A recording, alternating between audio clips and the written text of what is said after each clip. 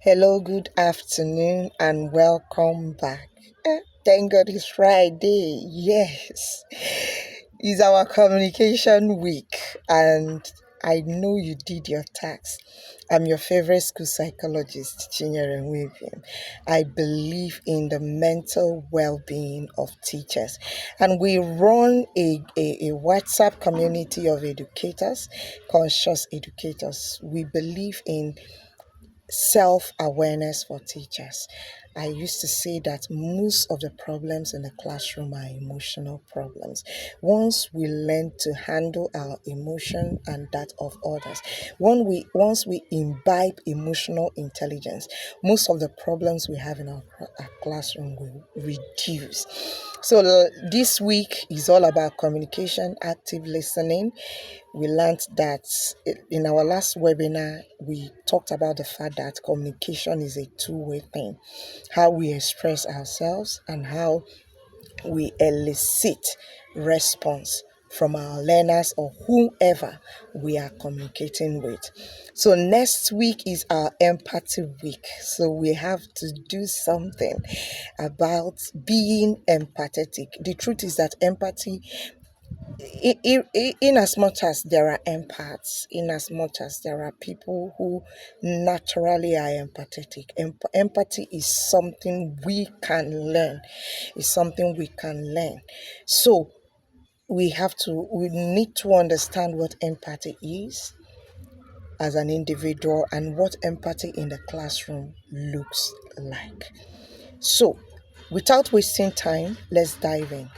Empathy is the capacity to understand, to share the feelings and perspective of others. So we have to understand how others feel, we have to understand their perspective, share in their feelings, share in their perspective, and even in their experiences. So empathy is simply about how is this person saying this? Not really that. It's all about why is this person saying this? Why is this person feeling like this? How do I share in this? How do I understand how this person feels? How do I understand this person's perspective? How do I share in this person's experiences? And believe me, there is no better place to be to cultivate empathy and to show empathy like the classroom. In the classroom, you have a lot of persons. You have your learners. Each of them, they are not the same. They are unique. They are coming in to your class every morning with their experiences, with their perspectives. They are coming into your class with their own feelings, uh, their emotions. So it's very important that we try and understand and share in them, because it is part of how we connect to our learners. It's part of how we connect with them. And I used to say this, that until connection happens, learning don't happen. So connection is being in tune with your learners, understanding them, knowing them, and trying to meet them at the point where they are. So empathy is very important in forging connections. Empathy is also important in forging relationships. Is important in it is important in giving your learners security, building the trust that you need for learning to take place. I I had an opportunity where I had to cancel a teacher. She has this girl in her class who is how will I put it? She's not mentally ready to be in her class. She's way underaged for the class, and the school the management and the parents are insisting that the child be in that class. So she was asking me what she needs to do. I said, one thing, the child, as a result, the child was struggling. So she was asking me what she needed to do. I told her the first thing to do for this particular child is to be empathetic. Try and understand her. She's not there because she wants to be there. She's there because the adults in her life fail to understand that she's not ready for the class. And once you employ empathy, you'll be able to meet her at the point where she needs you. Empathy is what teaches us to differentiate lessons. That empathy is what teaches us that this particular student of ours or learner of ours needs a different kind of strategy. Empathy is what makes us move to understand them. I remember when I I was in the classroom, was teaching this particular child. I noticed that this particular child is kind of different from other children. I tried to understand, this is a child that other teachers were like, uh, is she not mentally deranged? Things like that. I've heard whispers. One even told her. But as a teacher who is trying to imbibe empathy, I had to come down to understand her. That was when I understood that there are persons who are neurodivergent. They are autistic.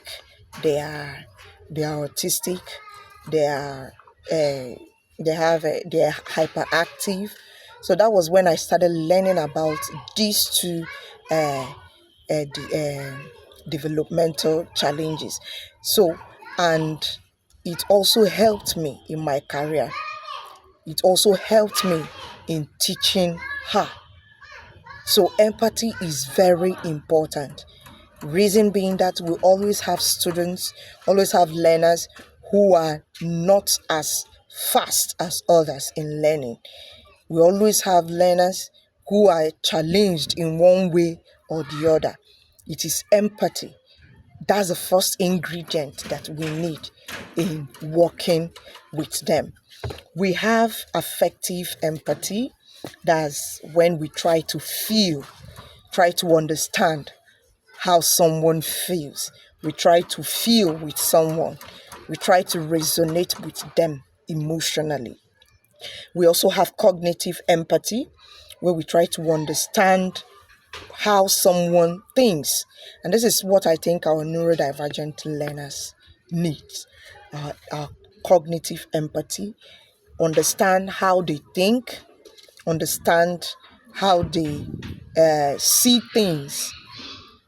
That's called perspective taking. Even in normal situations, understand the other person's perspective. It might not resonate with us, but we try to understand where they are coming from. The truth is that people will always tilt to an opinion that resonates with them. I'm talking about in the normal world scenario. People will always try to tilt to an opinion that resonates with them. But it is also empathetic to also lean, to also try and understand even those ones that doesn't resonate with us. If not, we might not give other people an opportunity to be themselves, an opportunity to be themselves. So we have compassionate empathy. This is trying to take supportive actions based on how we have understood this person. Support. And that is one thing again that teachers need to understand. That's one thing teachers need to learn.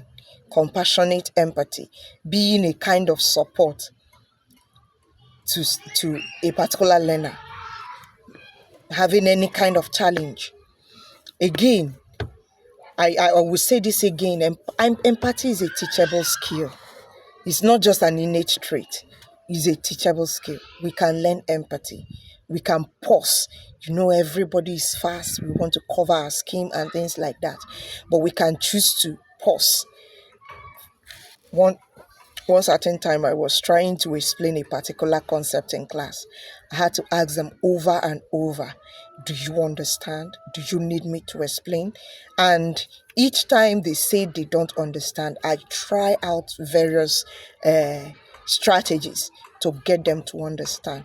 When I have gotten everybody at that level, when everybody has when everybody have understood what they needed to understand, I can now forge ahead.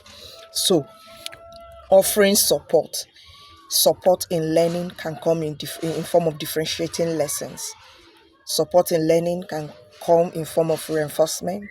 Support in learning can come in form of extra, going extra mile, taking extra sections and things like that, to make sure that that particular student understands what you are teaching.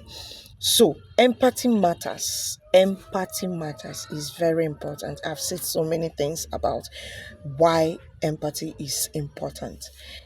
It creates this psychological safety with the student, on the part of the learners. They are more, and when they are safe, they are more willing to participate in class. They are more willing to learn. And again, it improves collaboration, group work, and communication. So everything we've been talking about from day one of this particular conscious educator is all, if you notice, is all about emotional intelligence, being emotionally intelligent to handle learners. So it reduces conflict. It reduces bullying and peer aggression on the part of the students, even on our part as teachers, because I know there are teachers that bully students in the name of discipline. Yes, there are teachers that do that, that bully. So it helps you to check against how you treat your learners. It helps you to also inculcate, because these children are looking to us. It tells you to inculcate that same, how will I put it, care and compassion towards other learners. I remember when I started taking one of the senior classes that I'm taking recently. I noticed this. There is this thing about them. They shut each other down. They laugh. Somebody answers a question in class and the person didn't get it right. There is this laughter. There is this how will I put it, mockery and things like that. So I noticed it at first and I tackled it head on. I told them, watch me. Whatever I cannot say to anybody in this class, whatever I cannot do to anybody in this class, please don't do it. And I lived by it. And recently, everybody is in tune with me. So in our class, we are compassionate. We don't mock, we don't laugh at anybody. And every perspective is welcomed. That's how we inculcate empathy. So, and you can't do this if you don't imbibe it. You can't do it if you don't imbibe it yourself as a teacher. So it helps students to feel more understood. It reduces anxiety and disruptive behavior. It helps students to develop emotional regulations and things like that. So what's our role in this empathy journey? What role do we play as teachers in the class where we are trying to build empathy?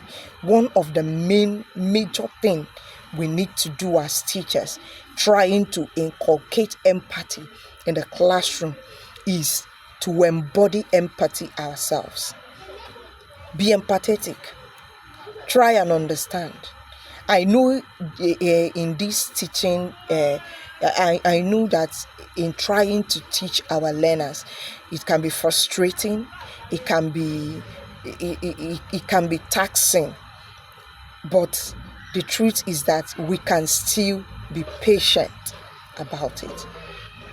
The thing is that we can still try and understand our learners. So it all boils down to one, ourselves. Let us work on ourselves to be empathetic. Because it is only when we are empathetic that we can inculcate, we can teach, we can model empathy to our learners. So as a teacher, you have no business making sarcastic remarks. You have no business laughing or making a mockery of your learners. I'm saying it because I've seen scenarios where where it is happening. You have no business doing that. That is if you want a classroom where everybody is safe, where everybody participates, where everybody feels heard. So we have to model empathy, and there are ways we can do that. We listen to people without interrupting. We name and validate emotions. We respond with patience instead of punishment. Respond with patience. This is very important. Remember when we talked about patience? I think that should be in our week 7. So if you want to understand what patience in the classroom looks like, you can go back to our week 7. So, what are the practical strategies we need or we implement to cultivate empathy in a classroom? One of the strategies is to first know your learners, know where they're coming from, understand their abilities and their disabilities. I'm saying disabilities, and I feel most of us will be like, disabilities. There's no child in my class. There are more undiagnosed children with learning disabilities, different types. Understand their challenges. Understand what fuels their motivation and what makes them peak. I normally tell teachers the first thing I do in my class at the beginning of every term is to get to know my learners. Not on the basis of just introduce yourself. No, we are not doing it that way. You can tell us, you tell us your name, you tell us where you are coming from, where you are from, tell us where you live, so many things, your hobbies and things like that. That's our first lesson every term. Why am I doing this? I want to know where each and every one of them is coming from. You tell us your best subject, you tell us your most challenging subjects, things like that. I get to know my learners, and again, I get to observe. See, you are not an effective teacher. You won't be an effective teacher without observation. You get to observe. You are in class, check-ins. You need to do daily check-ins. And if you notice that something is wrong, try as much as possible to address it before you start your content delivery. That is it. So, daily check-ins, teaching them emotional vocabulary. We talked about this when we talked about emotional intelligence in the classroom and emotional awareness. If you are new, you can go back to those videos. Then normalize emotions. And I have come to understand that there are emotions we regard as negative emotions and positive emotions. Please, I want to make us to understand that emotion is emotion. There's no negativity, there's no positivity. The only difference is in how we choose to express it. And it is also, the onus lies on us to also teach our students to express emotions constructively, to express emotions in the right way. A child is angry. Something made him angry. A child is throwing tantrums. Something made him throw tantrums. Of course, this is not a ticket to how would I put it? This is not a ticket to permit unruly behaviors and the rest. I believe in giving consequences where someone misbehaves. I believe in that. But the truth is that we cannot deny the fact that every emotion displayed is a statement. Every behavior is a statement. And if we see it as such, we are better able to handle that particular student. Maybe when everything must have calmed down, you now call the student and try to understand. And again, you understand that there is a part you too as a teacher is playing in that particular classroom. There is a part you play when it comes to emotions and expressing emotions. So again, another strategy is to use perspective taking activities, asking your students their opinion, asking them how questions. How do you think? What are you thinking? What do you think about it? I remember entering the class and asking my students, what are your perspective on this? I had a whole lot of contributions, and at the end of the day, each and every one of us, we are going home with a solution to that particular problem that came up in class. So perspective taking is very important. You can use role plays, you can use debates, you can use historical and fictional characters, especially those of us who are working with teenagers. We should also, one of the best ways, again, to promote empathy in the classroom is to promote active listening. Not listening to defend yourself, not listening to answer, listening to understand where this person is coming from. As someone is talking, you are not distracted, you are focused. There's something I noticed during the course of my activities this week with my learners. I noticed that when I look at them eyeball to eyeball, maintain eye contact with them, they are more confident. I noticed it just this week, and I used it a lot. And I got positive results. When I ask a question, I needed someone to answer. When the person is answering, I don't just stop at that particular question. I go in to ask other questions. Okay, this is it. How do you think? What do you think? Why did you say this? Why do you think this is this? Things like that. Active listening. Maintain eye contact. Don't interrupt. Paraphrase. Then ask clarifying questions. That's very important. I use it. Eye contact and clarifying questions. And seriously, the class was amazing. The classes I had this week was amazing. So another way we can model empathy in the classroom is by creating classroom norms that reflect empathy. In this class, we don't laugh at people for answering questions, things like that. In this class, we don't do this. In this class, we assume positive intent. In this class, we include everyone. In this class, we listen to understand. In this class, we don't shut people down. I use it in my class, and I am reaping the benefits. I see a great improvement in my students. Students who once shut people down are the ones now telling others, don't shut him down. Allow him to talk. Allow him to express himself. Things like that. So that's a great win on my side. I believe you can, if that is what you take home from this video, I'm going to be so happy. Replicate it in your class. You will see the positive effect it will have on your learners. So use restorative practices when conflict arise. I remember there is this very wonderful adage the Igbos used to say,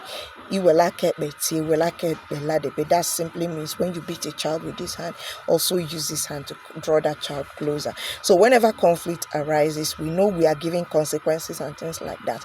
But after giving that consequences, we should also learn to do this thing to address that issue, even in the process of giving consequences. We should approach that particular situation with empathy. We should ask questions of how are you affected, what do you need right now, things like that. And believe me, when you do it, your students feel heard. I remember about last 2 weeks or thereabout, last 3 weeks, some students were sent home on suspension in my school, and after everything, I met with them, spoke with them. By the time we were done talking, we gave consequences. If you notice, we gave consequences quite all right. But in giving that consequences, we made them understand that no, this is not out of spite. We are not doing this out of spite. See what, and they saw reasons with us. And after they had gone for suspension, we arranged a kind of restorative sections for them, and believe me, they are responding so well. So that's one of it. Integrate literature and media, powerful stories, powerful lessons. I normally advise schools once in a while, instead of doing the whole talk during our moral or socio-emotional learning times, you can inculcate literature, you can inculcate media, documentaries, stories that teach that particular thing you want them, especially if you're working with in the early years. You can inculcate all these things. So that is it for cultivating empathy. There are so much that we need to talk about, but I want to end here, and I want to encourage you. Next week is our empathy week. We are learning empathy, and we are also learning how to inculcate it into our learners. So I am encouraging you. The task has been crafted in such a way that we are involved, our learners are also involved. So if you undertake any of the tasks, give it all your best, give it all you can, and I promise you, at the end of next week, you will see the reason why empathy works so much in class. And you have a set of learners who are also empathetic themselves, learners who are safe, learners who are secure, learners who feel heard, and learners who engage in your class. So that is all for now. Remember, I'm your favorite school psychologist, Nwaebiem. If you have not subscribed to this channel, you are really missing out a lot. So subscribe, like, and share. Thank you. Have a great weekend ahead. And don't forget, reset, reconnect, and reignite. By Monday, I want to know that you are walking into school with your heads held high and your shoulders high to conquer the new week. Thank you very much.